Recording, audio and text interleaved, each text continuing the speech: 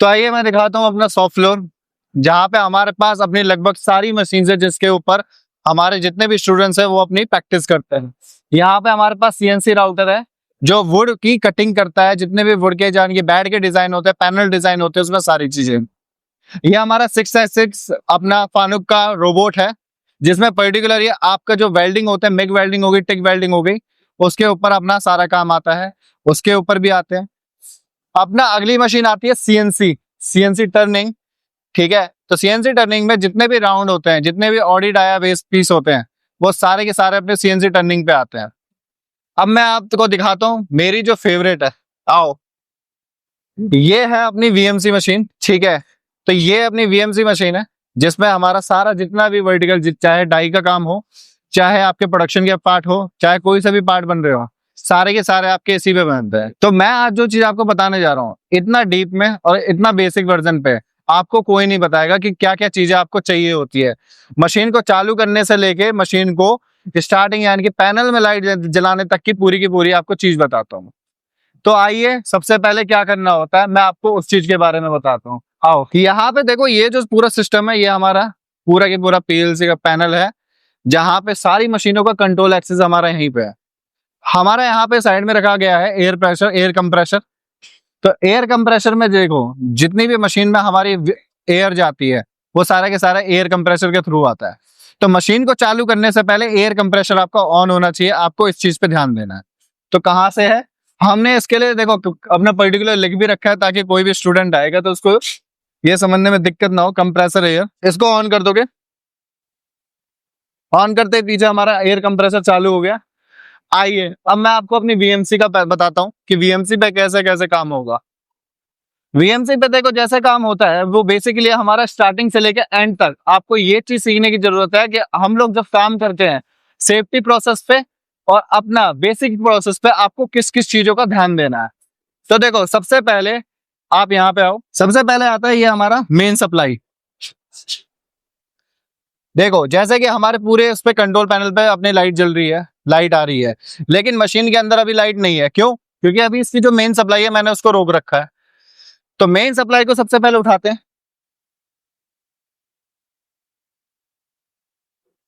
Main supply को जैसे उठाया तो यहाँ पे क्या हुआ है, मशीन के अंदर लाइट नहीं आई है, लाइट आई है सर्वो में। आप दिखाता हूं आपको सर्वो क्या है। आओ, इसे बोला जाता है आपका सर्वो सिस्टम। अब जैसे मैंने यहां से अपने एमसीबी को उठाया था तो ये लाइट को पहुंचाएगा यहाँ पे। अभी पैनल में लाइट नहीं आई है, तो अब इसको क्या करेंगे, हम यहाँ से अपनी एमसीबी को उठाएंगे। उठाते ही यहाँ से आपको पावर को ऑन करना है। पावर को ऑन करते ही अब हमारा जो ये बोर्ड है, जो ये पूरा की पूरा बोर्ड आता है, यहाँ पे इसकी पावर आ चुकी है लेकिन कंट्रोल पैनल में नहीं आई है। तो उसको चालू करने के लिए अब देखो क्या करना है, मैं अब आपको उसके बारे में बताता हूँ। ये छोटी छोटी चीजें होती है कि ऑपरेटर जैसा भूल जाता है कि भाई मशीन को कहाँ से पावर सप्लाई दे रखी है, उस चीज के बारे में कंफ्यूज हो जाता है। तो यहाँ पे देखो, सबसे पहले यहाँ पे ऑफ कर रखा है, तो आप इसको करेंगे अब ऑन। ऑन करते ही देखिए आपकी मशीन में लाइट आ चुकी है। ठीक है, यहाँ पे अपना जो मशीन का जो बल्ब है वो भी चालू हो चुका है। तो यहाँ पे अब कंट्रोल पैनल में आपकी लाइट आ चुकी है जैसी ये आपको चाहिए थी। अब इसके बाद यहाँ से हमें मशीन को चालू करना है। यहाँ पे दो बटन होते हैं, एक आई और ओ। तो मशीन को पावर ऑन करने के लिए आपको आई को प्रेस करना है। आई को प्रेस करते ही आपका ये सारा के सारा सिस्टम अब चालू, इंजन स्टार्ट। तो जैसा कि हमने पहले आपको बताया था कि हमारा जो मशीन का काम होता है वो किस तरह से मशीन चालू होती है और किस तरह से उसकी वर्किंग होती है, स्टार्टिंग। और उसके बाद हमारा जो टॉपिक है तो वो है ऑपरेटर रोल इन वीएमसी, कि वीएमसी में ऑपरेटर का क्या क्या रोल होता है, ऑपरेटर को करना क्या क्या होता है। तो फर्स्ट ऑफ ऑल हमारा जो आता है सबसे मेन जो रोल होता है मशीन का सेटअप। मशीन सेटअप में आपके पास सबसे पहले ऑपरेटर एक चीज को लेके चलता है, वर्कपीस क्लैंपिंग, कि पीस को बांधना कैसे। देखो भाई, जैसे जब तक पीस बनेगा नहीं तब तक वो चल नहीं सकता, टाइट नहीं हो सकता, सीधा कुदा कुछ नहीं हो सकता। ठीक है, क्लैंप करने के लिए हमारे पास कई सारे फिक्चर्स हैं, जैसे कि हमारे पास ये 4 चक भी है, ये एंगल प्लेट भी है, और अपना वहां पे वाइस का काम चल भी रहा है मशीन पे, कि हम अपने वर्कपीस को वाइस से भी बांध सकते हैं। और एक अलग टाइप का भी है कि आप क्लैंप के थ्रू भी अपने पीस को टाइट कर सकते हो, जो कि मशीन में पूरा टी बोल्ट के साथ आएगी और यहाँ पे एक क्लैंप के साथ उसको टाइट कर लिया जाएगा। अब वो डिपेंड करता है कि वर्कपीस को बांधना कैसे है, वो डिपेंड करेगा ड्राइंग के हिसाब से, डिजाइन के हिसाब से कि वर्किंग होने का है। अगर वर्किंग टॉप पे है तो आप इस वाली क्लैंप का यूज ऊपर नहीं कर सकते। अब जो मैंने आपको क्लैंप दिखाई थी उस क्लैंप का यूज आप वहां पे नहीं कर सकते जहां पे आपके टॉप पे ही वर्किंग हो रही हो। अगर मिलिंग या प्रोफाइल कुछ भी हो रहा है, अगर टॉप पे ही हो रहा है तो आप उस क्लैंप का यूज नहीं कर सकते। उसके लिए या तो आप पैरेलल पैकिंग का यूज करोगे, या फिर वाइस अगर बड़ी है और वर्कपीस छोटा है तो आप अपना उसका यूज कर सकते हो। अगला आता है वर्कपीस क्लैंपिंग के बाद आता है वर्कपीस ऑफसेट।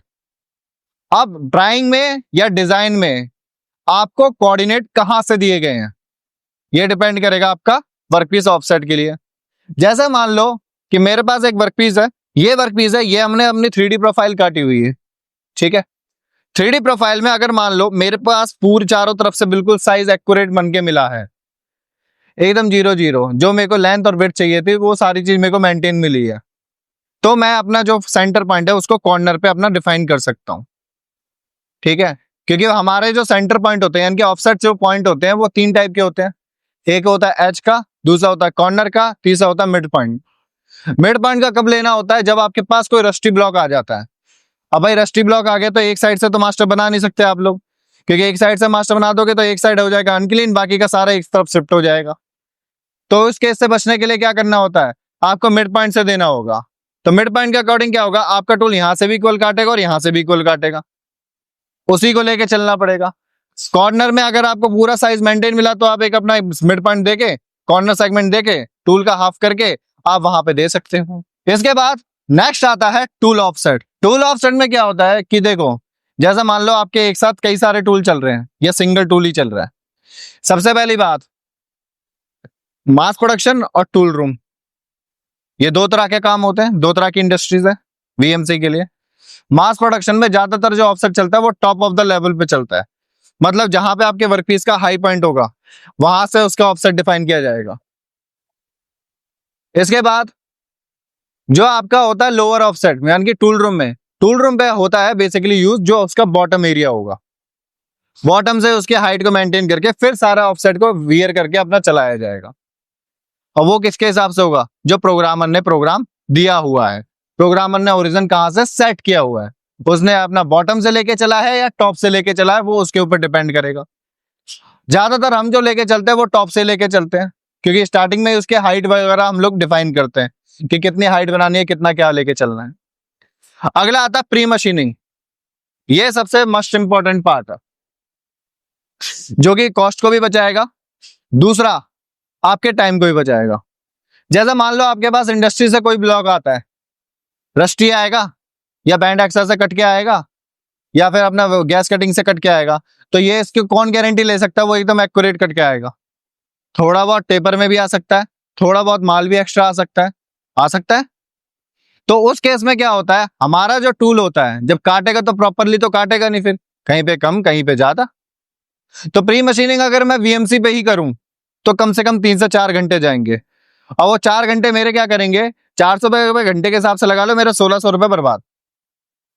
तो पहले जो जॉब चल रहा है तो उसके लिए मेरे को पहले ही आस्क करना पड़ेगा कि भैया अगर कोई दूसरी भी मेरे पास सेक्शन वीएमसी है या फिर कोई दूसरी मशीन मेरे पास खाली है, लाइक दैट सरफेस ग्राइंडर या फिर आपका लेथ मशीन या फिर आपका मिलिंग मशीन, तो उसमें क्या करूंगा, मैं पहले ही अपना हाइट और विड्थ को पहले ही मेंटेन करवा लूंगा। तो प्री मशीनिंग में क्या चीज आती है, टूल रूम में और मास प्रोडक्शन में इसी चीज के थोड़ा सा फर्क होता है।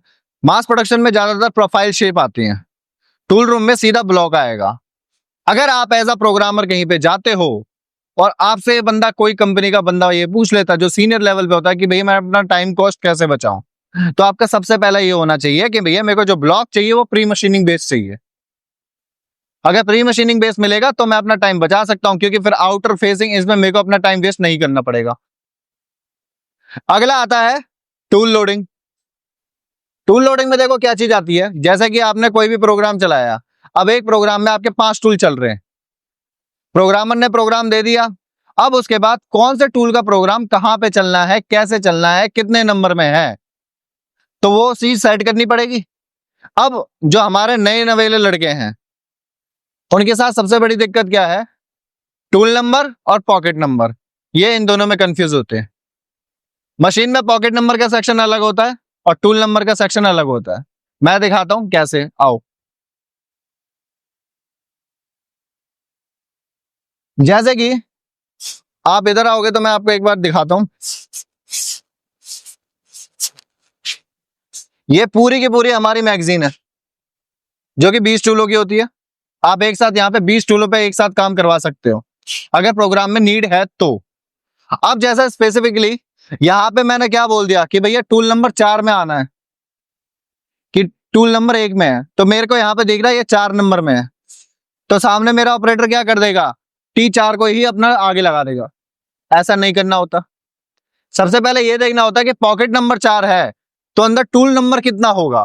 आप यहाँ पे देख भी सकते हैं कि 4 नंबर लिखा हुआ है। अब ये चेक कैसे करोगे कि 4 नंबर को कैसे डिफाइन करना है, आ जाओ। इसके लिए चाहिए आपको मशीन का पैनल। मशीन के पैनल पे जाओगे, यहाँ पे आपको एक कस्टम ग्राफिक के नाम से ऑप्शन मिलेगा। कस्टम ग्राफिक में आपको मिल रहा है ATC का ऑप्शन, इसको कर दोगे इनपुट। अब देखो 4 नंबर में अभी 4 का आया, लेकिन 3 नंबर पे 3, 2 नंबर में कितने का आ गया, 5 हो गया। 1 नंबर में कितने का आ गया। तो ऐसा जरूरी नहीं है कि आपका जो टूल रहेगा वो उसी नंबर में आपको मिल जाएगा। पहले पॉकेट नंबर को देखोगे कितने में क्या टूल लग रहा है, दूसरे नंबर पे पॉकेट के नंबर के हिसाब से आप टूल नंबर को देखोगे कि वो कौन से नंबर का कॉल करना है। अदरवाइज आपका टूल आपको रिकॉल नहीं कर सकता। ठीक है, अब हमारा जो कंट्रोल पैनल है ये पूरी तरह से सिस्टमैटिकली आपका चालू हो चुका है। सबसे पहले ऑपरेटर गलती क्या करते हैं, अब देखो आइए मैं बताता हूं। जैसे इस पॉइंट पे आपकी मशीन को बंद किया गया है, टूल नीचे है, अब सडनली बंदा कोई आते ध्यान ना दे, उसके बाद साइकिल रन कर दे, तो टूल जिस पॉइंट पे है, मान लो कोई सा भी टूल बंधा हुआ है, उसी पॉइंट पे डैमेज यानी कि एक्सीडेंट होने के चांसेस इंक्रीज हो जाएंगे। ठीक है, अब यहाँ पे आपको करना क्या होता है, सबसे पहले मशीन चालू होते ही मशीन को सबसे पहला पॉइंट होता है रेफरेंस करने का। आप कभी भी मशीन को चालू कर रहे हो तो मशीन को सबसे पहले क्या करना है, रेफरेंस करना है। रेफरेंस करने के लिए आपको सबसे पहले यहाँ पे आना है, यहाँ पे आपको प्रोग्राम पे क्लिक कर दिया, इसके बाद आपको ऑप्शन मिलेगा आपको रेफरेंस का, यहाँ पे REF के नाम से। REF पे क्लिक करते ही सबसे पहले मशीन को रेफरेंस किया जाता है जेड एक्सिस में। तो यहाँ पे आपको देखो XYZ ये तीनों एक्सिस दी गई हैं। मशीन को ऊपर जो जाती है जिस पॉइंट पे है उस पॉइंट पे जाने के लिए हमारे जो कोऑर्डिनेट सिस्टम के अकॉर्डिंग चलता है वो प्लस के रेशियो में जाता है। तो मेरे को सबसे पहले जेड एक्सिस में करना है, तो मैंने जेड पे क्लिक किया और यहाँ से प्लस पे क्लिक करूंगा तो मेरा मशीन का रोटेशन देखना सीधा अपना जेड में किस तरह से जाएगी। ये देखो जैसे ही मैं प्लस पे क्लिक करूंगा गया, सेम ऐसे ही वाई को करूंगा और फिर उसके बाद एक्स पे करूंगा। इतना करने के बाद अब जो मेरा वर्किंग एरिया है या फिर कंपनी में जहां पे भी आपने पार्ट को लगा रखा है, उस पार्ट पे काम करने के लिए आपको मशीन को दोबारा रीसेंटर करना पड़ता है। रीसेंटर करने के लिए क्या करना है, आइए अब उसके बारे में बताता हूं। जैसे मान लो आपका कोई भी जॉब बंधा हुआ है तो उसके लिए आपने अपना जो सेंटर है ऑफसेट में दिया होगा, इसको बोल जाता है ज्योमेट्रिक वियर, ये जो लेके चलता है हाइट ऑफसेट को। यहाँ पे भी एक आ रहा है ज्योमेट्रिक वियर, ये लेके चलेगा टूल कंपनसेशन को। नाउ आप जाओगे वर्क कोऑर्डिनेट पे, किस पे जाना है, वर्क पे। वर्क पे जाके इसको बोल जाता है वर्क शिफ्ट पोजीशन। क्या बोल जाता है, वर्क शिफ्ट पोजीशन। और यहाँ पे आपकी टेबल चलेगी G54, 55, 56। इसी तरह से यहाँ पे पेज को डाउन कर दोगे 57, 58, 59। जो G54 से लेके G59 तक है हमारे जो इंडस्ट्री में ऑफसेट चलते हैं, मतलब एक ही पॉइंट पे आप अपने कितने टाइप के पीस लगा सकते हो और अलग अलग सेंटर कैसे प्रोवाइड कर सकते हो, तो वो सारा की सारा डाटा इसमें आएगा। अब जैसे मान लो मैं अपने बैक पे जाता हूँ, कहीं पे हमारा जो ऑपरेटर है बाबूजी, उन्होंने क्या करा है कि यहाँ पे G54 में अपना सेंटर डिफाइन कर रखा है। अब उस सेंटर को कैसे कवर करोगे कि मशीन डायरेक्ट उस पॉइंट पे आ जाए कि उसकी वैल्यू को रीड कर सके। तो इसके लिए आपको क्या करना है, MDI पे जाना है। यहाँ पे MDI पे क्लिक करते ही आपको क्लिक करना है प्रोग्राम को। प्रोग्राम को क्लिक करते ही सबसे पहले आपने कहाँ पे प्रोग्राम नंबर दिया है, G54 में, तो उसके लिए कुछ स्पेसिफिक कोड आते हैं। सबसे पहले G0, G90, G54, X 0.0, Y 0.0, and block insert. यहां पे ये कोड टाइप करने के बाद सीधा आपको साइकिल को प्रेस करना है। अब ये देखो जैसे मैं थोड़ा सा फीड को कंट्रोल कर लेता हूं ताकि आपको दिखा भी सकूं कैसे चल रहा है। अब जिस भी पॉइंट पे मेरा टूल होगा वो ऑटोमेटिकली अपने उस पोजीशन पे आ जाएगा जहां पे उसको आना है। या फिर जहां पे भी उसका सेंटर डिफाइन किया गया है। तो देखो भाई, पिक्चर के बारे में बताया था और मशीन में ऑपरेटर के रोल के बारे में बताया था कि क्या क्या रोल हो, ठीक है।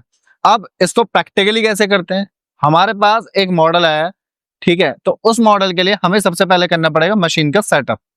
तो मशीन का सेटअप करने से पहले हमें सबसे पहले क्या देखना है, मॉडल और ड्राइंग। कि अगर हमारे पास ड्राइंग है तो ड्राइंग के हिसाब से अपने पीस को रखना है, मॉडल है तो हमें मॉडल के हिसाब से अपने वर्क पीस को रखना है। तो आइए पहले मैं आपको मॉडल दिखा देता हूँ, फिर उसके बाद दिखाते हैं उसका मशीन पे सेटअप कैसे करेंगे। ये अपना मॉडल है जिसके ऊपर हमें काम करना है। बेसिकली है क्या, जैसे ये पूरी तरह से बस अंदर कैविटी में काम होना है, तो हम इसको साइड से अपना टाइट कर सकते हैं वर्क पीस को। और उस वर्क पीस को टाइट करते समय हमें इन किस किस चीज का ध्यान देना है, सबसे पहले आओ मैं आपको उसके के बारे में बताता हूँ। तो देखो, सबसे पहले ये है अपना रॉ मटेरियल जिसके ऊपर अपना काम होना है, ठीक है। ये पूरी तरह से अपना एमएस का ब्लॉक है जिसके ऊपर हमें ये अपनी कैविटी काटनी है। अब इसको मशीन पे लगाने से पहले क्या क्या चीजों का ध्यान देना है, सबसे पहला ध्यान देना है कि आपका ये जो वर्क पीस है यानी कि जो फिक्चर है ये सीधा है कि नहीं है। क्योंकि जरूरी नहीं है जो मशीन पे लगा मिलेगा वो हमेशा आपको सीधा ही मिलेगा, नहीं मिलेगा तो आपको करना पड़ेगा। सीधा करने के बाद इसका सेंटर पॉइंट लेना है कि ताकि मशीन को गाइडेंस मिल सके कि आपके टूल को परफेक्टली आना कहाँ पे। फिर उसके बाद आती है उसकी प्री मशीनिंग, कि ब्लॉक पे प्री मशीनिंग करनी है। और फिर फाइनल स्टेज जो हमारा काम होगा। तो आओ एक एक करके करते हैं और उसको लेके चलते हैं। तो सबसे पहले हम लोग करते हैं अपने फिक्चर का, कि जो फिक्चर है वो हमारा सीधा है या नहीं है। तो देखो कैसे करना है। सबसे पहले हैंडल मोड, जेड एक्सिस, सबसे पहले हम अपने वाइस को देखेंगे कि ये अपना परफेक्टली सीधा है या नहीं है। तो इसको देखो कैसे करना है।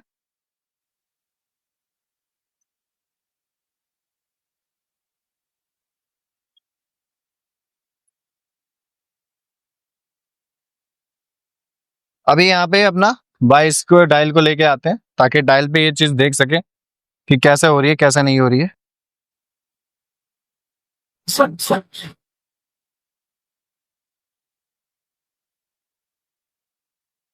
ये एक पॉइंट को मास्टर बनाया हमने, फिर इसके बाद दूसरे पॉइंट पे लेके जाना है। तो दूसरे पॉइंट पे मास्टर बनाने के लिए हमें एक पॉइंट को अपना प्रीसेट करना पड़ेगा। तो यहाँ पे देखो मशीन के पैनल पे आपको सबसे पहले एक पॉइंट को मास्टर बनाना, तो ओरिजिन ऑल एक्सिस। तो यहाँ पे मेरे सारे की सारी वैल्यूज क्या हो जाएंगी, 0। इसके बाद दूसरे डायरेक्शन पे जाएंगे। तो सबसे पहले यहाँ पे ये देखेंगे कि प्रेशर कितना बनता है। अब जैसा कि यहाँ पे देखो प्लस में 0.36। अब यहाँ पे एक गलती बताता हूँ जो इंडस्ट्री में ज्यादातर ऑपरेटर लोग करते हैं, एक पॉइंट पे टच किया, दूसरे पॉइंट पे टच किया, फिर उसके बाद वहीं से उसको ठोकना चालू कर देते हैं पीस को सीधा करने के लिए, पिक्चर को सीधा करने के लिए, चाहे जो भी है। लेकिन ऑपरेटिंग का एक सीधा सा उसूल है कि भैया आपको एक पॉइंट को मास्टर बना के रखना है और दूसरे पॉइंट पे पूरा प्रेशर दे के रखना है। मतलब जो ठोकना है वो पूरे एक साइड ठोकना है, ये नहीं कि दोनों साइड से ठोकते हुए चलना है, वरना वो आपका जितना ही सीधा होने में टाइम ले लेगा। अब जैसे कि हमारा यहाँ पे 0.36 आया है, ठीक है। तो ये मेरी कौन सी आई है डायरेक्शन, पॉजिटिव। पॉजिटिव डायरेक्शन का मतलब क्या है कि आपका जो वर्क पीस है इस पॉइंट से इस पॉइंट के बीच में, यहां से लेके यहां तक के बीच में थोड़ा सा पीछे किसका हुआ है, मतलब ये पहले से ऑलरेडी अंदर है और ये वाला पॉइंट क्या है, आगे। अगर मैं इसको ठोकता हूं तो फिर उसके साथ छेड़ाछाड़ी हो रही है, क्योंकि हम लोग इंडस्ट्री में कभी भी पॉजिटिव रेशियो पे कभी नहीं जाएंगे, जो नेगेटिव होगा, ठीक है। अब पॉजिटिव पे क्यों नहीं जाएंगे, क्योंकि आपको पॉजिटिव के नाते आपके अपने वर्कपीस को पीछे से ठोकना होगा, क्योंकि जब पीछे से ठोकोगे तो हाथ लंबा जाएगा, हो सकता है ऑपरेटर का हाथ भी डैमेज हो जाए, चोट लग जाए, भाई सेफ्टी मस्ट है। तो उसके लिए हमारा जब भी आएगा तो नेगेटिव रेशियो आगे आएगा, जिसके लिए मैं इसको आगे से ठोक के प्रेशर को पीछे कर सकता हूं। तो ये चीज का हमेशा ध्यान रखना कि आगे से क्यों ठोकना है, क्योंकि जो नेगेटिव रेशियो आएगा वो वर्कपीस को आगे खींचता है और जो पॉजिटिव रेशियो होता है वो वर्कपीस को पीछे की तरफ धक्का देता है। तो इसके लिए क्या करेंगे, फिर से यहां पे अपना आएंगे ओरिजिन ऑल एक्सिस, फिर इसके बाद दूसरे पॉइंट पे लेके चलते हैं और यहां पे फिर से अपना एक बार चेक करते हैं कि क्या वैल्यू आती है। अब जैसे कि यहाँ पे माइनस आया तो मतलब क्या है, ये वर्कपीस उतना ही आ गया है, वहां पे 360 था, यहाँ पे 350, 10 माइक्रोन का फर्क ले गया है। अब क्या चीज एडिशनल करनी है, आइए उसके बारे में बात करते हैं। ये नहीं है कि छुट्टे ही ठोकना शुरू कर दो भाई, ठीक है। सबसे पहले पाना चाबी आपके पास जो भी है टाइट करने के लिए आप उसको रखोगे, जो भी पॉजिटिव रेशियो रहेगा उसको फुल्ली टाइट कर लोगे। क्या करना है? फुल्ली टाइट कर लोगे। क्योंकि देखो, अगर मैं फिक्चर है, छोटा फिक्चर हो चाहे बड़ा फिक्चर हो, अगर मैं हल्का सा भी ठोकता हूं तो फर्क पड़ेगा दोनों पे। तो अगर दोनों लूज रहेंगे, तो अगर मेरे को इसको सीधा करना है तो एक पॉइंट को मेरे को मास्टर बना के रखना होगा, एक पॉइंट को कंप्लीटली कांस्टेंट रखना होगा। कांस्टेंट कब होगा? जब एक साइड आपकी पूरी कंप्लीटली टाइट होगी, क्योंकि उसके ऊपर तो इम्पैक्ट पड़ेगा नहीं। दूसरी साइड लूज है तो आपको जितना मर्जी चाहिए उतना ठोक सकते हो। तो इसी के लिए क्या करेंगे, सबसे पहले अपने एक साइड को कंप्लीटली टाइट कर लेते हैं। जो पॉजिटिव रेशियो आया था, पॉजिटिव हमारा इसी एंड पे था, तो हम लोग पॉजिटिव पे यहीं के यहीं पूरा टाइट कर लेंगे, ताकि यहाँ पे अपना वाइस है बिल्कुल भी दिक्कत ना ले। अब इसके बाद इसको सीधा करना है। तो सीधा करने के लिए देखो करना क्या है, फिर से अपना हैंडल लोगे, पूरा प्रेशर एक साथ लेके चलो। देखो, अगर 1 mm से ज्यादा प्रेशर आता है, ठीक है, या फिर अपना 0.3 से ज्यादा प्रेशर आता है, तो इंडस्ट्री में ये बोल जाता है कि उसको हाफ एंड हाफ करके चलो। मतलब एक साथ तो पूरा नहीं झोंक सकते, एक बार में सीधा होगा नहीं। आप आधा आधा प्रेशर देके रखोगे तो आपका डायल सेफ रहेगा। जितना ज्यादा प्रेशर डायल पे दोगे उतना ज्यादा डायल की फ्रीक्वेंसी कम होती है, और जितना कम फ्रीक्वेंसी पे आप डायल को सेट करोगे उतना ही आपका सीधा भी जल्दी होगा, और उतना ज्यादा आपके टूल या के डायल के ऊपर भी इम्पैक्ट कम पड़ेगा। तो कैसे करोगे? यहाँ पे जैसे कि 350 है, इसको पहले मैं करूंगा 0। अब देखो, जैसे मैं यहाँ पे 0 करने के लिए भागूंगा, ये प्रेशर मेरा एंड क्लॉकवाइज डायरेक्शन में भागता रहेगा। ये देखो,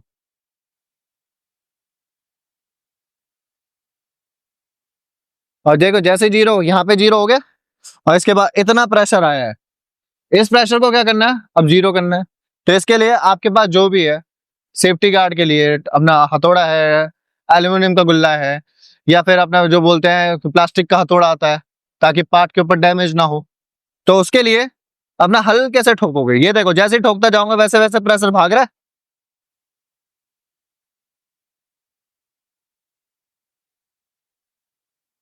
दूसरा दिखा नहीं लगता, ऐसा दिखाओ। बोलो। ये देखो, अब हो गया बिल्कुल 0। इसके बाद यहाँ पे दोबारा आपको ये चेक करना है आपकी वैल्यू 0 आ रही है नहीं आ रही है। एक्स से अभी कोई मतलब नहीं है, आपका वाई पॉइंट मास्टर है। अगर मेरा ये फिक्चर इस तरीके से रखा रहता तब मेरे को एक्स से मतलब होता। क्लियर है? तो अभी मेरे को वाई से मतलब, वाई से मतलब है, एक्स से मतलब नहीं है। इसके बाद दूसरे पॉइंट पे लेके जाऊंगा।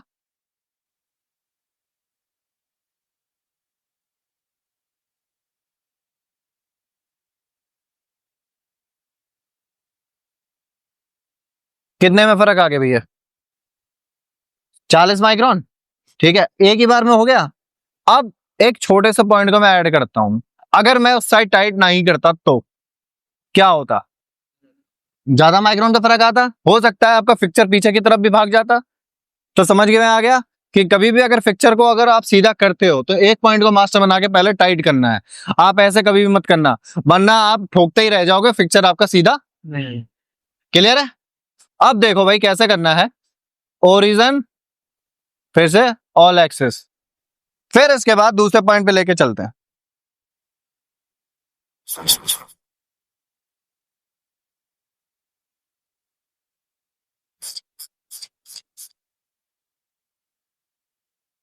कितना? 0.3। फिर से अपना 0 करेंगे, 1 2 3। हालांकि इंडस्ट्री बोलती है 0.3 तक आपका लास्ट है, 0.3 तक चल जाएगा, लेकिन हमारी वो कोशिश रहेगी एज अ ऑपरेटर, वो क्या रहेगी, पिक्चर मेरा बिल्कुल 0-0 होना चाहिए। वरना सामने वाला अगर थोड़ा सा भी पार्ट में थोड़ी सी भी दिक्कत आ जाती है, सामने वाला सबसे बड़ा जजमेंट किस पे उठाता है कि आपकी ऑपरेटिंग सही नहीं हुई है, आपने पिक्चर को ढंग से सीधा नहीं किया, ये इतना नहीं चलेगा, ये इतना नहीं होगा। फिर आप मेरे को फोन करोगे, भैया जी आपने बोला था इतना चल जाएगा, लेकिन यहाँ पे उतना भी नहीं चल रहा। तो पहले ही बोल के चल रहा हूँ भाई, बिल्कुल 0-0 चाहिए। ठीक है, कोशिश अपनी तरफ से ऐसी करो। फिर हल्का सा ठोकोगे, हो गया। इसके बाद यहाँ पे 0 है, फिर दूसरे पॉइंट पे उठा के लेके जाओगे।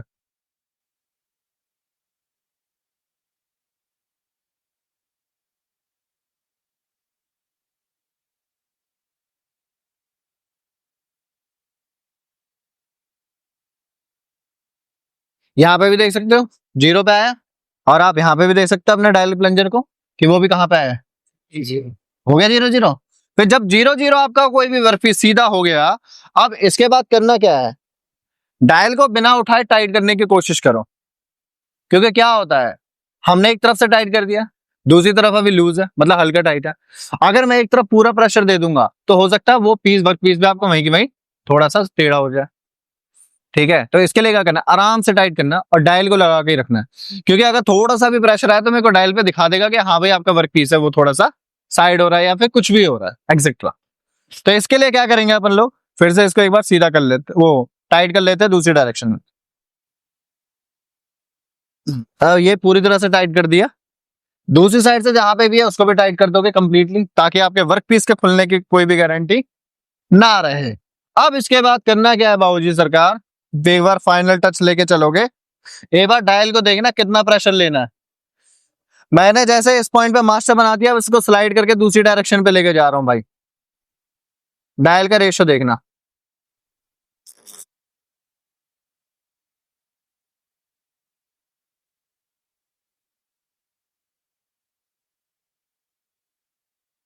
आया, वैसे ही भाग गई। अब हो सकता है पिन टेढ़ी हो गया या फिर कुछ, इसलिए बोल जाता है कि पॉइंट टू पॉइंट लेके चलना है। कई लोग ऐसे होता है कि सीधा सीधा लेके चलते हैं और उससे क्या होता है, जो निब होती है उसके घिसने के चांसेस बढ़ जाते हैं।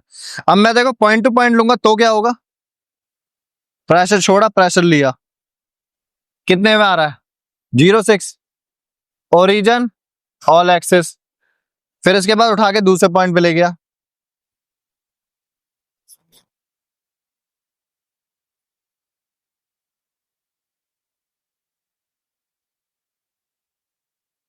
कभी भी ऐसे नहीं लेके जाना। ठीक है, तो ये कुछ सेफ्टी पॉइंट्स होते हैं जिसको मैं पहले ही बता के चल रहा हूँ।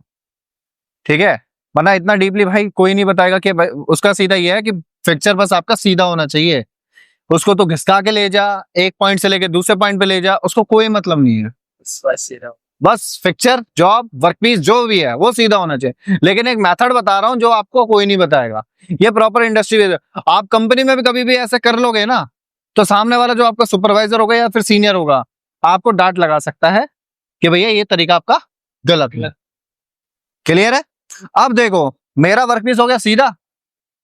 अब इसके बाद करना क्या है, सबसे पहले रेफरेंस पे जाओगे, रेफरेंस पे क्लिक करोगे, इसके बाद जेड एक्सिस, इसके बाद प्लस एक्सिस। क्योंकि सबसे पहले मैंने आपको जैसे पहले बता रखा है, हमेशा कभी भी मशीन को रेफरेंस कर रहे हो तो किस एक्सिस में प्लस करोगे,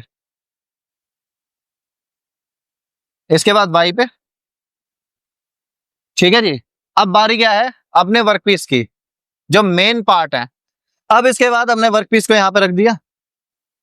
ठीक है, रखने के बाद सबसे पहले आपको ये देखना आपका पीस बाहर कितना है। देखो जब तक आपका वर्कपीस, आपको ये ध्यान नहीं दोगे कि आपका कितना पीस बाहर है, वर्किंग कितने एरिया में है, अप साइड होके काम हो जाएगा नहीं हो पाएगा, तो इस चीज के बिना आपका काम नहीं चलेगा। अब जैसे हमने अपने मॉडल में अभी आपको दिखाया था कि पूरा अंदर कैविटी एरिया है, तो बस मेरे को नाम मात्र इतनी जगह चाहिए मेरा फेसिंग का हो जाए। ठीक है, दूसरा मेरा जो मेन पार्ट एरिया है मैं उसके हिसाब से काम कर लूं या फिर सेंटर क्रिएट कर दूं, क्योंकि अगर सेंटर क्रिएट करने के लिए मेरे को एंडविल को जगह नहीं मिलेगी तो हो नहीं सकता। तो देखो कैसे करना है, सबसे पहले इतना लंबा गुटका लगाने की जरूरत नहीं है, छोटे गुटके से देखते हैं। अब यहाँ पे अगर देखोगे तो वर्कपीस वाइस ने तो पूरे वर्कपीस को कवर कर लिया, इतनी सी जगह में तो अपना काम हो नहीं पावे, नहीं हो पाएगा ना। कहां से ले लोगे, कहां पे एंडविल, हल्का सा पॉइंट भी घुस गया वहीं पे पिक्चर डेंट मार जाएगा। तो इसके लिए कंपनी वाला क्या बोलता है सीधा कि भाई इतना तो बाहर कर ले कि थोड़ा सा बाहर हो जाए, तेरा टूल अपना आराम से एडजस्ट हो सके। तो इसके बाद देखो करना क्या है, अपने पास जो भी पैकिंग होगी एक, जैसे हम इस टाइप की पैकिंग का यूज करते हैं, इसके बाद वर्कपीस को लगाओ,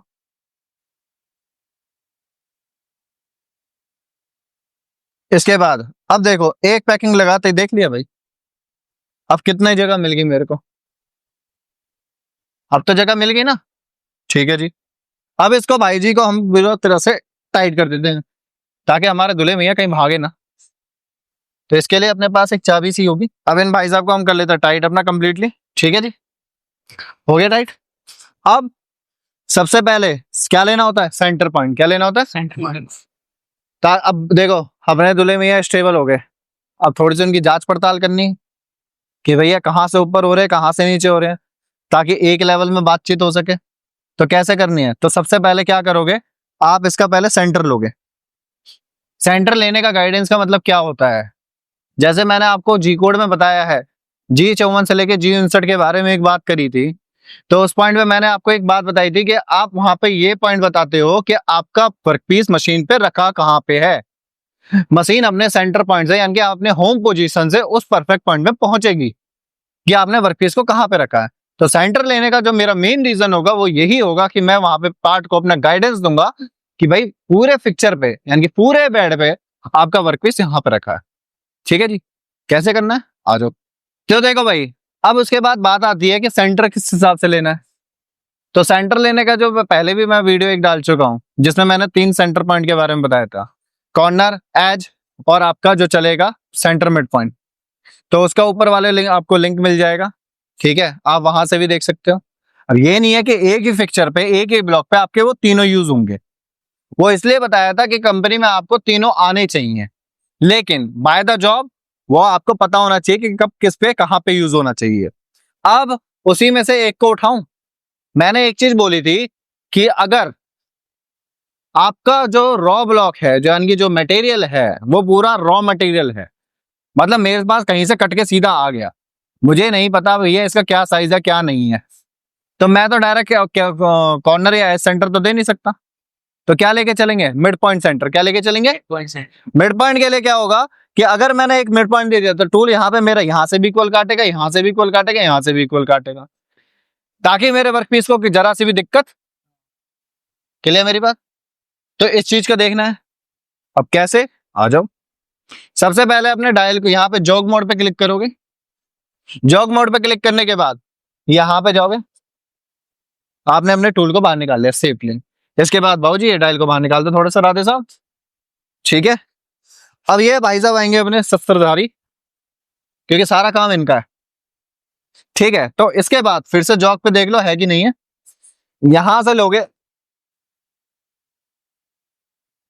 ये भाई साहब आपके तैयार है। कई लोग बोलते हैं जी स्पिंडल को चला के लो। देखो भाई, अब जैसे आपके पास जो एंडविल कटर आ गया, कई लोग बोलते हैं जी डायल से सेंटर लो। सबसे पहले क्या होता है, रॉ मटेरियल का सेंटर कभी भी डायल से नहीं होगा, क्योंकि पहली बात उसकी कोई भी एक एज मास्टर नहीं है। तो जब एज मास्टर नहीं है तो डायल का तो यूज हो नहीं सकता। डायल का यूज कहां पे होता है, जहां पे आपका पूरा वर्कपीस क्लीन हो, राइट एंगल होके आए हो, ग्राइंड होके आए हो, सरफेस बिल्कुल स्लिप हो रहा हो, उस केस में आप अपना एंडविल का यूज, डायल का यूज कर सकते हो। अगर कहीं पे आपका एंडविल आता है उसका यूज करना है तो आपका हो सकता है कि रॉ मटेरियल रस्टी हो, सीधा रॉ मटेरियल उठ के आ गया हो, तो उस केस में कैसे लेके चलोगे बाबूजी, आ जाओ एक पेपर ला दो भाई। सर जैसे कंपनी में बोलते हैं कि जैसे स्पिंडल को रोटेट करके लेते हैं, कोई पेपर से लेता है, तो इसमें कौन सा सही है कौन सा गलत है, किस तरीके से हमको ऑफसेट लेना चाहिए? ठीक है, तो जैसा कि हमारे अहमद भाई ने पूछा था कि सर स्पिंडल का ओरिएंटेशन कब करके लेना है और पेपर के साथ कब लेना है, तो ये डिपेंड करता है टोटली आपके एक्सपीरियंस के ऊपर, ठीक है। अगर आपको पूरी तरह से कंप्लीटली स्पिंडल के साथ खेलना आता है, ठीक है, टूल के साथ खेलना आता है, आपको ये पता चल जाता है कि हाँ भाई मेरा टूल अब इतना ज्यादा कट ले रहा है, इतना ज्यादा नहीं ले रहा है, तो आप स्पिंडल को ओरिएंटेशन देके या स्पिंडल को चालू करके अपना सेंटर ले सकते हो। But by the safety point को मास्टर बना के, ठीक है, हम लोग अपने एंडविल को पेपर के थ्रू लेंगे, ठीक है, क्योंकि भाई सेफ्टी मस्ट है।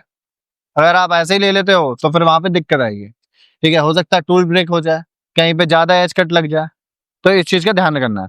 तो अब देखो, आप अपने पेपर के थ्रू किस तरह से लोगे, सबसे पहले हैंडल मोड, फिर इसके बाद अपने हैंडविल को उठाओगे और यहाँ पे अपने टूल को नीचे लेके आओगे। अब देखो इस वर्कपीस का सेंटर कैसे लेना है, ठीक है, आ जाओ मैं बताता हूँ। सबसे पहले जेड एक्सिस, अपना हैंडविल, इन सबको देख लो कि आपका टूल नीचे ऊपर हो रहा है नहीं हो रहा। तो टूल को सबसे पहले नीचे लेके आओगे,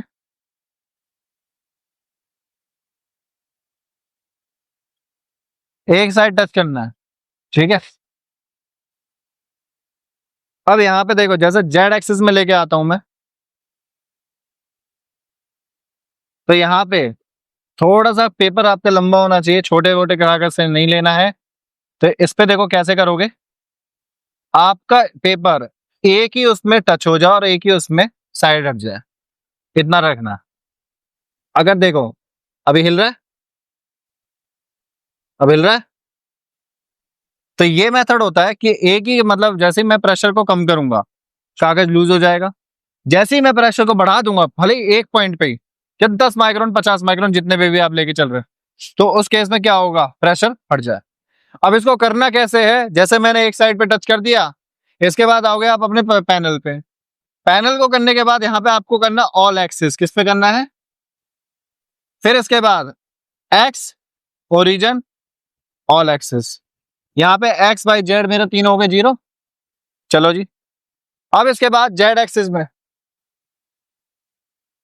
सबसे पहले सेफली अपने जेड एक्सिस में उठाओगे और दूसरे पॉइंट पे लेके जाओगे।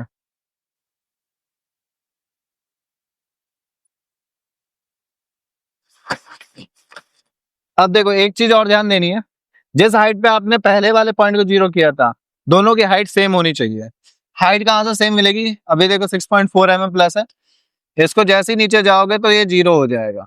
अगर ये 0 हो गया तो मतलब क्या है कि दोनों की हाइट आपने जो पॉइंट पे उसको लिया था उसी पॉइंट पे इसको भी रेडी कर चुके हैं। तो इसके बाद यहाँ पे आओगे और यहाँ पे भी सेम वही प्रोसेस रहेगा, इस साइड से भी टच करके अपना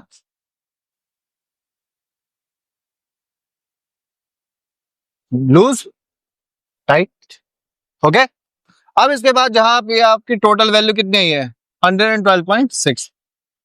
ठीक है, अब आधा करना है, बाय द कैलकुलेटर भी यूज कर सकते हैं, बाकी मैथ तो बीएमसी में थोड़ी बहुत तेज तो होनी चाहिए। जो इसका आधा हो गया 56.3 का। ठीक है, हमारे पंडित जी साकार। अब इसको दूसरे पॉइंट पे लेके जाओगे आप एक्स एक्सिस में, हो गया।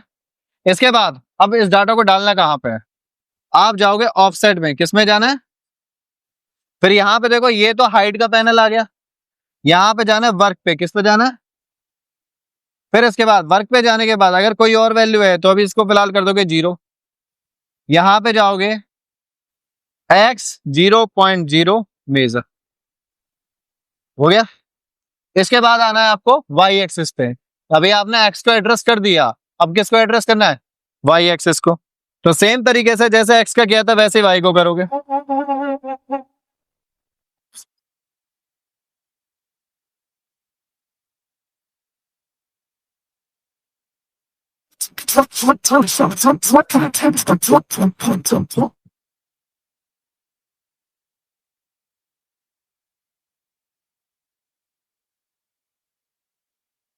हो गया, ऐसे जाओगे यहाँ पे ऑल एक्सिस कर दो, y ओरिजिन ऑल एक्सिस, यहाँ पे आपका तीनों एक्सिस फिर से 0। इसके बाद फिर से सेम इसको हवा में उठाओगे, अब इसका y एक्सिस हो गया टाइट, सेम इसकी वैल्यू भी आपको लगभग सेम मिलेगी 112.2, जिसका आधा हो गया 56.1। अब इसको कर लो, ठीक है जी। 56.1 करने के बाद अब यहाँ पे क्या करना है आपको, ऑफसेट पे जाओगे, वर्क पे जाओगे, यहाँ पे y 0 मेजर, इसके बाद जेड को अभी कर देंगे हम लोग 0, क्योंकि कोई भी टूल की ऑफसेट लेंगे तब उसके बाद उसमें डाटा डालेंगे। बैक जाओगे, यहाँ से ऑफसेट पे जाओगे, यहाँ पे अभी कोई वैल्यू नहीं है, हमारी तरफ से ओके है। अब आपने जैसा सेंटर ले लिया, इसके बाद निकालना होता है टेपर। क्या निकालना होता है, तो टेपर के लिए क्या करना पड़ेगा, मेरे को 4 जगह चाहिए, 4 पॉइंटों पे ये टच करूंगा कि हाई पॉइंट कहाँ पे है, जहां से उस पॉइंट को मास्टर बना के फिर मैं अपना एक कट लेके चल सकता हूँ। कैसे लेना है, अब आ जाओ भैया, चारों के एकदम लास्ट लास्ट कॉर्नर ले लो, ये हो गया। फिर इसके बाद यहां पे जाओगे program, position, all axis, z origin all axis. तो मैंने क्या करा, एक जेड को मास्टर बनाना, पहले एक्स और वाई की बात हुई थी, अब बात चल रही है किसकी, जेड की। तो जेड के लिए मैंने एक पॉइंट पे मास्टर बना दिया, अब इस पॉइंट को मास्टर जब मैंने बना दिया तो मैं इसको चारों साइडों पे देखूंगा कि मेरे को कितना वैल्यू का फर्क मिल रहा है। 0 0 है कि एक लाइट कट में काम चल जाएगा या फिर मेरे को टेपर प्रॉपरली इसमें निकालना पड़ेगा। कैसे, आ जाओ।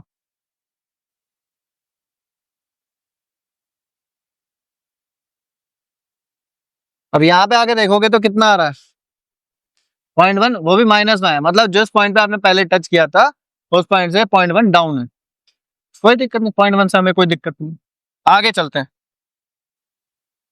इस पॉइंट पे फिर से टच करोगे, अब ये क्या आ गया, प्लस में 0.1, मेरे को यहाँ पे भी कोई दिक्कत नहीं कि एक लाइट कट में मैं इसको अभी निकाल सकता हूँ। आगे चलोगे फिर से, ये हो गया, यहाँ पे 0.3 प्लस आया, तो मतलब हल्का सा मेरे को कट निकालना पड़ेगा। ठीक है, तो ये मतलब कि मेरा हाई पॉइंट कौन सा हुआ, इस पॉइंट का।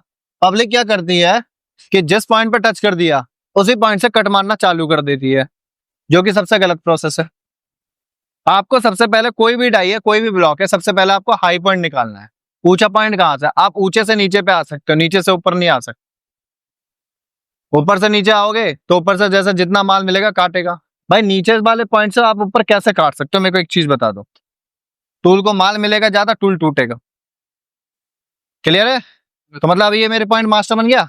चलो जी, कोई दिक्कत नहीं, बाबूजी से फिर बात कर लेते एक बारी। फिर से रेफरेंस पे जाओगे, जेड वाई। अब इसके बाद दोबारा क्या करना है, यहाँ पे आपको फेसिंग करनी है। क्यों?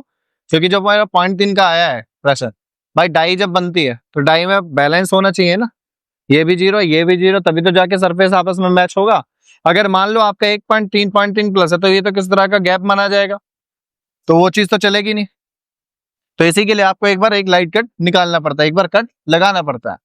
इसके बाद कैसे करोगे, जॉग पे जाओगे।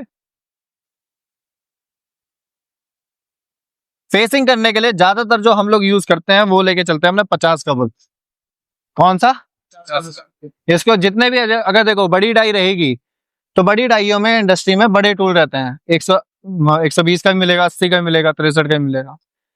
ठीक है, तो 150 का भी मिलेगा। तो वो परफेक्टली यूज किसके लिए किया जाता है, फेसिंग पर्पज पे। किस पे? फेसिंग। ठीक है, अब हम अपने भाई साहब को लगाते हैं ताकि ये अपना काम शुरू कर सके। हाई पॉइंट मैंने पहले ही निकाल लिया है, तो उसी पॉइंट को मास्टर बना के अपना चलना है। इसको एक बार हाई पॉइंट देना पड़ेगा। अब जैसे ये वाला पॉइंट क्वेश्चन मेरा मास्टर था, इस पॉइंट पे आके मेरे को टचिंग देनी पड़ेगी कि भैया तेरे को कौन से हाइट से लेके चलना है। इसके बाद फिर से हैंडल मोड पे जेड एक्सिस पे आते हैं, क्योंकि जो पॉइंट मेरा मास्टर था उसी पॉइंट को लेके चलते हैं। हो गया टचिंग।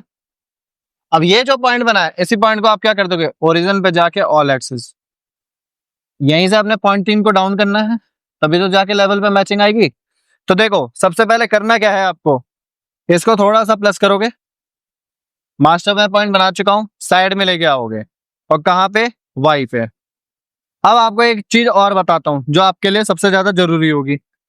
उससे पहले स्पिंडल को चालू करते हैं। स्पिंडल को चालू करने के लिए यहाँ पे आते हैं, तो यहाँ पे आते हैं आप लोग एमडीआई पे। किस पे जाना है, एमडीआई पे। एमडीआई पे जाके आपको जाना है प्रोग्राम पे। फिर इसके बाद यहां से फिर से जाओगे प्रोग्राम पे, M03S800। 50 के बुल में अगर आप फेसिंग के टर्म पे चला रहे हो तो 800 या 1000 से ऊपर आरपीएम नहीं देना। फिनिशिंग पे चलाओगे तो 3000 या 2500 इतना रख के चलना, ताकि आपका लाइट कट बिल्कुल बढ़िया से लगे। अब ये हो गया, इसके बाद स्पिंडल चालू।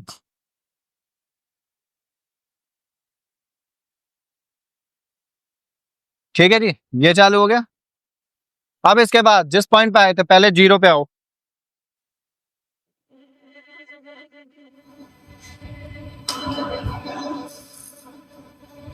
अब इसके बाद देखो पॉइंट क्या बनता है। एक हमारा भाई साहब पूछता है, सर जी हमने ऐसे ही पीस रखा हुआ है, अब कट को यूं लेके जाऊं या यूं लेके जाऊं, कि एक्स के अकॉर्डिंग करूं या वाई के अकॉर्डिंग करूं। तो देखो ये चीज किसके ऊपर डिपेंड करती है कि आपने अपने वर्क पीस को माउंट कैसे किया हुआ है। अगर आपने अपने पीस को इस तरह से माउंट किया है तो सपोर्ट दोनों तरफ साइड से आ रही है, तो आपके टूल को अगर मैं ऐसे चलाऊंगा तो वहां पे तो उसके भागने का रीजन नहीं। अगर मैंने अपने पीस को भी इस तरह से वाई एक्सिस में माउंट कर रखा है तो फोर्स दोनों तरफ से कहां से आ रही है, आगे और पीछे से आ रही है। तो टूल को अगर मैं आगे पीछे के रिस्पेक्ट में चलाऊंगा तो वहां पे उसको ज्यादा फोर्स मिलेगा नहीं, वर्क पीस के भागने की संभावना होगी नहीं, और टूल आपका आराम से चलेगा। तो ये चीज आपको हमेशा याद ध्यान रखना है कि आपने अपने वर्कपीस को बांधा कैसे है, या अपने वर्कपीस को लेके कैसे चलोगे, या वर्कपीस पर जब कट लगा रहे हो तो किस चीज का ध्यान देना है, कौन से पॉइंट पे आपने अपनी क्लाइंब को बांध रखा है। क्लियर? अब इसके बाद जेड एक्सिस पे आओगे, जीरो पे पहले अपना कट ले लो नॉर्मली, जीरो जीरो पे। क्या अगर थोड़ा बहुत माल होगा तो बाबूजी वहीं पे अपना निकल ले।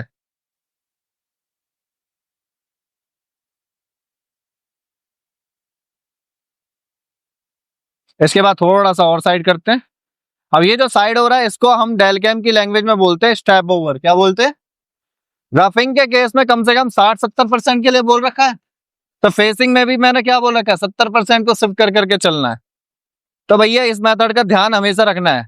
अब ये देखो कहीं पे भी कट नहीं लिया ना, इसी पॉइंट पे अपना वापस से डाउन करोगे, कितना 0.3, थोड़ा सा एक्स्ट्रा कर लो 0.4 के लगभग, ठीक है, ताकि कट लेगा तो पूरे पे ले ले। बार बार उसके लिए 0.3 या 0.4 के लिए 4 से 5 बार मशीन नहीं चलाओगे। और 50 का बोल तो वैसे भी मैंने बता रखा 0.4 तक का इजी कट ले सकता है। तो चले भैया शुरू करें।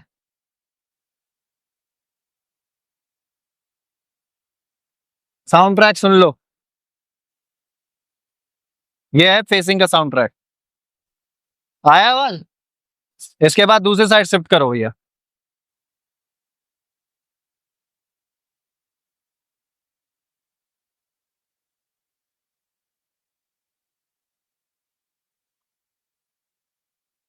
इसके बाद एक और साइड।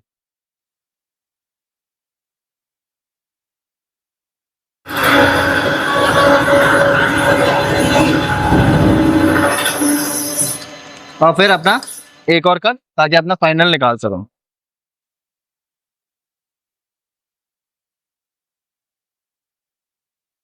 अभी यहाँ पे देखो कट लग गया पूरे ब्लॉक पे, लेकिन कुछ पॉइंट अभी इसका रस्ते रह गया है। तो अभी थोड़ा सा 0.2 या 0.1 अपना इतना कट लेके एक बार और कट निकालते हैं। तो जेड में फिर से डाउन करेंगे अपना 0.7 तक, ताकि कट ले ले अपना।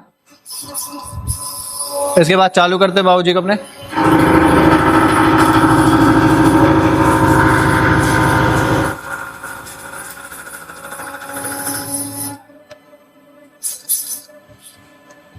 दूसरे पॉइंट पे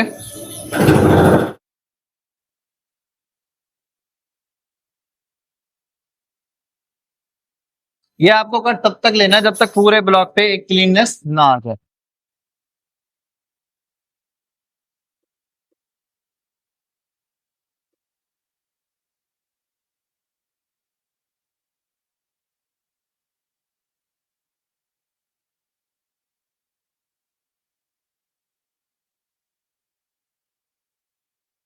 अब एक बार और, ये फाइनल कट होगा इसके लिए।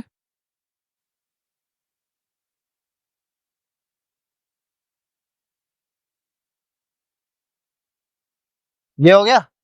अब लाइट कट लगाना है। ये तो आपने मटेरियल निकाल दिया। लाइट कट के लिए देखो क्या बोला जाता है, 0.1 डाउन होना चाहिए और आरपीएम ज्यादा होना चाहिए। क्या होना चाहिए? ज्यादा होना चाहिए। तो आरपीएम बढ़ाने के लिए क्या करूंगा, एमडीआई पे जाऊंगा, प्रोग्राम पे जाऊंगा, M03S 3500, कम से कम 3000 से अपना 3500 तक होना चाहिए, तभी जाके एक बढ़िया कट आ पाएगा इस साउंड के साथ।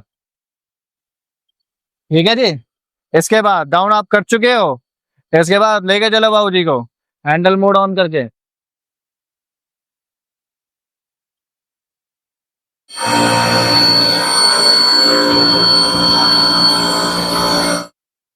फिनिशिंग देखो भाई एक बार, आ गया, चमक गया।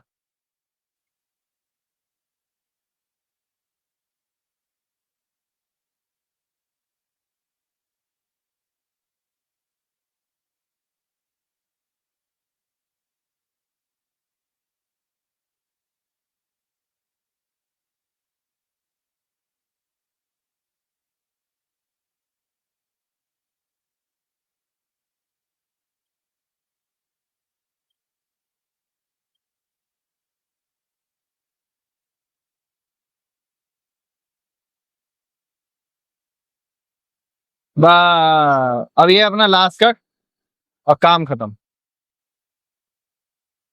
इसके बाद कर दोगे सीधा रीसेट।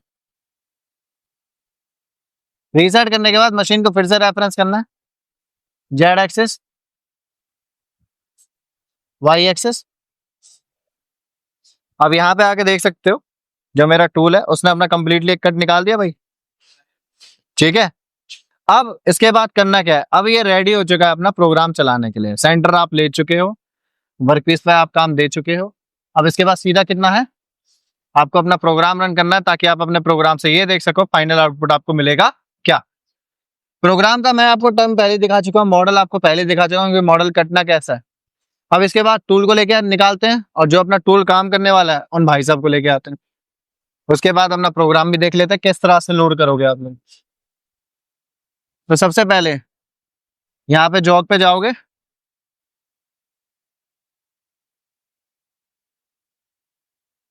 टूल का हाई पॉइंट दे देते हैं। अब यहां से क्या करना है, हैंडल पे जाओगे, इसके बाद जेड एक्सिस पे नीचे कर लेके आओगे।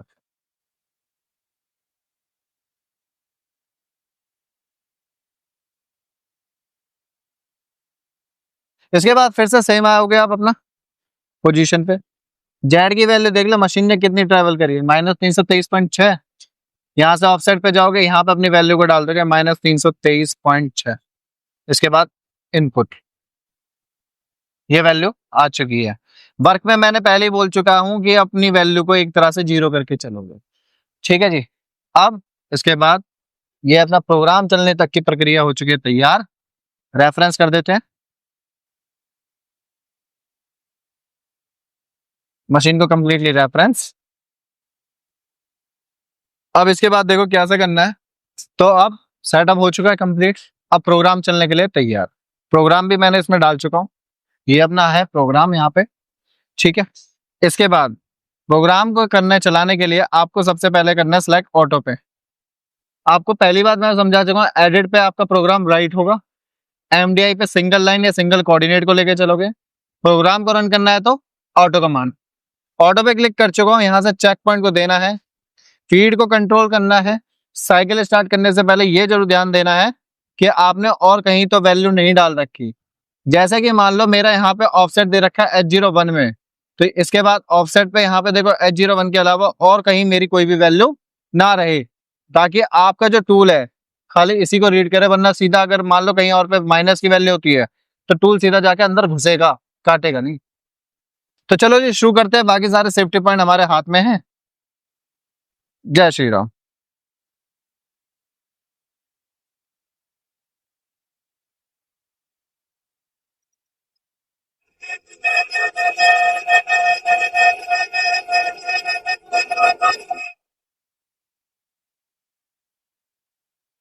अब यहाँ पे हमारी मशीन हो चुकी है चालू, मशीन को देते हैं चलने, ठीक है। अब उसके बाद अपने सारे टूलों को, ये ऑपरेटर हमारे जितने भी हैं हमारे भाई बंधु हैं, ये अपना चेंज करते रहेंगे। उसके बाद हम इससे सीधा मिलेंगे आपसे फाइनल पार्ट में कि फाइनल का पार्ट हमारा जो है वो क्या बन के आता है। अब देखो हमारा पार्ट हो चुका है रेडी। जैसा मैं आपको फिर से एक बार मैं मॉडल दिखाता हूँ कि मॉडल क्या था, और फिर उसके बाद आपको ये दिखाऊंगा कि बनना क्या था और बना क्या है। ये हमारा पार्ट बनना था कंप्लीटली। अब मैं आपको अपनी डाई दिखाता हूँ कि क्या बन के आई है, आप देख सकते हो। ये अपना फाइनल पार्ट आ चुका है जो कि हमारे स्टूडेंट्स ने बनाया है पूरा। हमने खाली इनको मशीन का सेटअप करके दिया। हम आपको ऐसे ही जितने और भी पार्ट्स आने हैं या फिर जितने और भी पार्ट्स बनने हैं उनके बारे में अब धीरे धीरे आपको पूरा एक इंडस्ट्रियल व्यू देने के लिए तैयार है। आपको इंडस्ट्रियल व्यू देते रहेंगे कंटिन्यूअस, जो डे बाय डे टॉपिक है अब वो चलते रहेंगे।